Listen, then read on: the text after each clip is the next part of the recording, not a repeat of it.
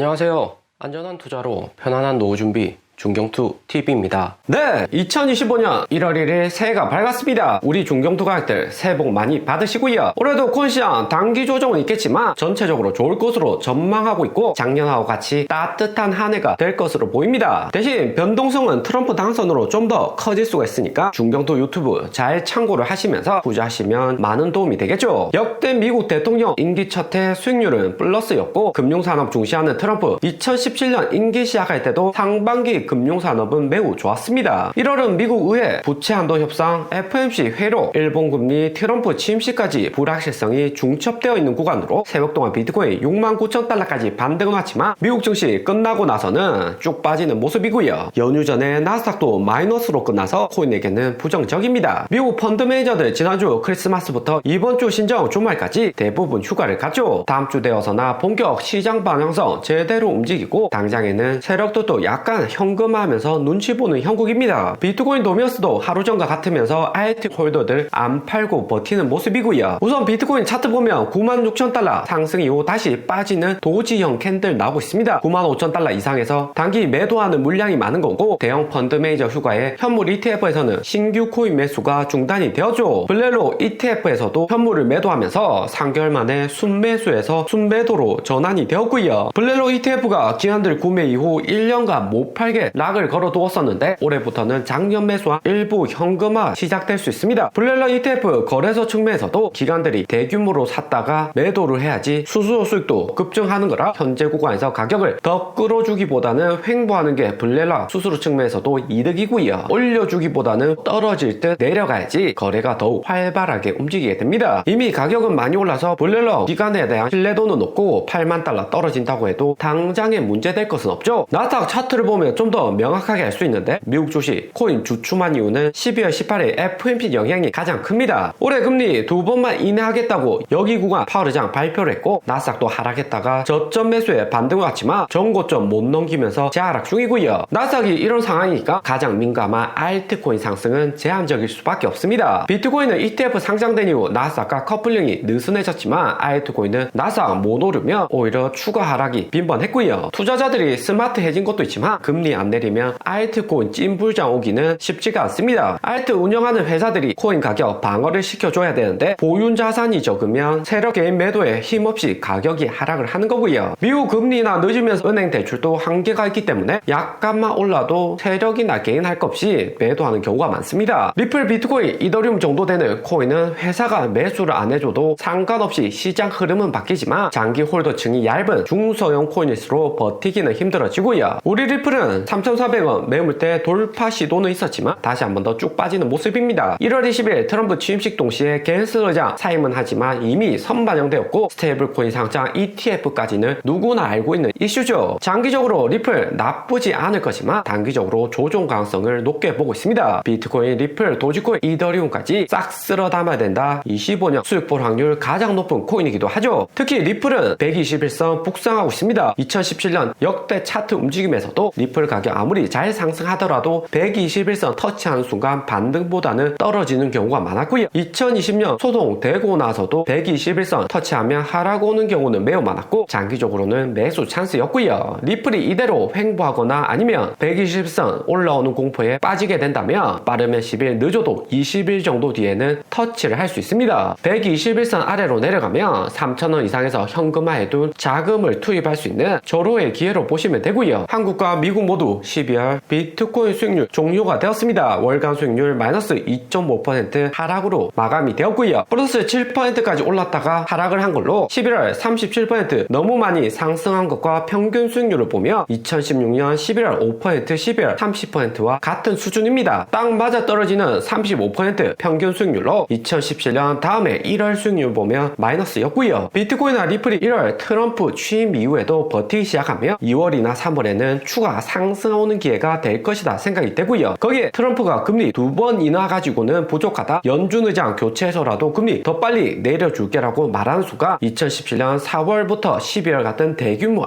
불장이 시작될 수 있습니다. 그러다가 26년 내년 되어서나 물가 오르면서 트럼프가 빠르게 금리 인하 해줄 수 없다 이야기가 나오며 2018년 이런 조정이 시작될 수가 있는 거죠. 시장도 선반영에 하락오고 상승하니까 트럼프 압박으로 연준이 못 버틴다. 금리 빠르게 내릴 것이다 판단이 되면 알트콘으로 자금이 쏟아져 들어오는 겁니다. 그리고 건더형 결국에 미국으로 송환되기로 결정이 났고요. 22년 5월 루나코인 파산시키고 40조 글로벌하게 피해를 입힌 다음 2년이 넘어서나 결정이 났습니다. 한국으로 만약 소환되었다면 언론의 지타와 높은 형량은 받겠지만 수십조 벌금도 감당 가능한 인물이라 정관호화 변호사의 정권 몇 번 바뀌며 나올 가능성은 높고요. 옥살이도 VIP급 대우받으면서 편안하게 했을 건데 한국에 잘 있으면서 검찰 조사 받으면 될 것을 굳이 몬테네그로 타국에 도피해 마지막에 미국으로 소환이 되었습니다. 한국에서 지금까지 옥살이 했다면 비트코인 올해 10만 달러 가고 대통령 탄핵 계엄 사태로 묻혔을 가능성이 높죠. 권 씨가 91년생 책임질 나이기도 하지만 사회생활 시작하는 물정 모르는 나이기도 해서 어리석은 선택을 한 거고요. 미국 가면 FTX 샘뱅크먼하고 같이 최소 20년형의 아시아 프리미엄까지 얹어서 종신형도 될 수 있습니다. 미국 가면 아무리 한국인이라 해도 외관상으로는 중국계하고 분간이 안 돼서 이민자 싫어하는 트럼프 정권까지 프리미엄 얹어서 권 씨에게는 최악이다 볼 수 있고요. FTX 샘뱅크먼도 마찬가지로 92년생 나이가 그렇게 많지는 않습니다. 비트코인이 22년 5월 폭락이 아니라 3만 달러만 잘 버텼다면 루나코인 파산 난리였고 FTX도 지금까지 운영이 되고 있었겠죠. 하지만 당시 연준의 금리상 75bp씩 3번 강행하면서 나스닥도 마이너스 30% 빠지는 등 전체 자본시장 하락세가 매서웠습니다. 비트코인도 ETF 안 된 상황이니까 3만 달러 버틸 수가 없었던 거죠. 또 다른 관점에서 보면 루나나 FTX 모두 기존의 알트코인이나 거래소들에게 공격을 받았던 거고요. 시가총액순위 5위까지 올랐던 루나코인이 이더리움 리플 세력에게 심하게 견제받은 건데 FTX도 떠오르는 거래소라서 바이낸스 창풍차오나 코인베이스에서 눌려준 거다 생각이 듭니다. 코인 시장은 결국 투자자들이 비트코인, 리플, 이더리움 메인 코인 투자에 50% 포트폴리오 가져가고 새로운 코인 나오면 그만큼 비중이 줄어들 수가 있는 거죠. 안 그래도 전체 코인 하락은 연준 금리 인상기에 다른 코인 다 하락해도 루나코인 상승을 하니까 당시 질투의 대상이었다 볼 수 있습니다. 미국계 코인도 아니고 글로벌에서 만만한 한국계 코인이기 때문에 허점을 파고든 거죠. 루나나 FTX가 잘한 거라고 옹호하는 건 아니지만 젊은 CEO가 운영하는 회사인 만큼 리스크 관리가 잘 안 된 거고 세력들도 그 점을 잘 알고 있었던 거죠. 코인은 오르면 미래 전략 자산이다, 암호화폐 유망하다 하지만 하락 오면 누구나 디지털 쓰레기라고 폄하하는 경우가 매우 많습니다. 22년 당시 코인에 대한 이해도가 전반적으로 높지 않았기 때문에 하락만 오면 사기꾼 프레임을 씌우는 거죠. 거기에 건도형 하락에 같이 내답하면서 해외까지 도피하고 인식은 더욱 안 좋아졌습니다. 세력들은 스탠포드, MIT 출신 CEO를 바지 사장으로 앉혀다가 정작 수익은 고인물들이 다 가져가고 처벌은 바지 사장이 가져가는 구조죠. 루나코인 당시 비트코인과 연동돼서 가격 방어하는 획기적인 알트였지만 CEO의 경험이 부족했던 것이 가장 치명적이었습니다. 만약 건도형이 바이낸스 창풍차오나 코인베이스 CEO하고도 긴밀하게 움직였다면 하락오는 시기 바이낸스나 코인베이스에서 일부 매수하면서 가격 방어도 충분히 해줄 수가 있었고요. 거기에 건도형도 무조건 하락 오면 더 사겠다 이런 마인드로 트윗을 올리고 도피도 안 했다면 결코 이런 상황까지는 안 나왔을 거다 생각이 듭니다. 그리고 코인시장 최근 가격 상승도 주춤한데 건도형 결국 미국으로 송환되었다 뉴스 나오면서 글로벌 코인 개발자들 모두 다 긴장을 하고 있고요. 만약에 알트코인 다시 한 번 더 폭락 온다면 제2의 건도형이나 샘뱅크먼 쉽게 나올 수가 있죠. 그리고 한국 삼성전자나 코스피 채널 하단까지 내려가면서 한국 경제가 심상치 않습니다. 특히나 12월 대통령 비상경과 탄핵 확정되고 국무총리까지 탄핵된 등 초유의 사태를 맞이했고요. 대신 최상목 부총리가 빠르게 2명의 헌법재판관 임명한다고 이야기를 하면서 그나마 한국 증시 하락이 조금씩 안정되는 모습입니다. 한국 증시 결국에는 미국 시장에서 구해줄 수밖에 없는 것이 중국과 미국, 러시아, 일본 사이의 지리적인 영향이 매우 크고요. 미국이 결코 한국 포기할 수 없고 만약 한국 경기 나빠지면 미국에 대한 한국인들 인식이 나빠질 수 있습니다. 일부 중국으로 넘어간다. 신중, 칠러, 친일파가 득세를 하는 거고요. 때문에 트럼프 방위비 분담으로 당선 전에 압박은 했지만 한국 경제 무너지고 있기 때문에 한국 반도체나 자동차 좀 더 사줘라 강조할 수도 있죠. 오늘의 영상은 여기까지입니다. 좀 더 디테일한 투자 정보가 필요하신 분들은 커뮤니티로도 자료가 공유되니까 멤버십 가입과 구독 부탁드립니다. 감사합니다.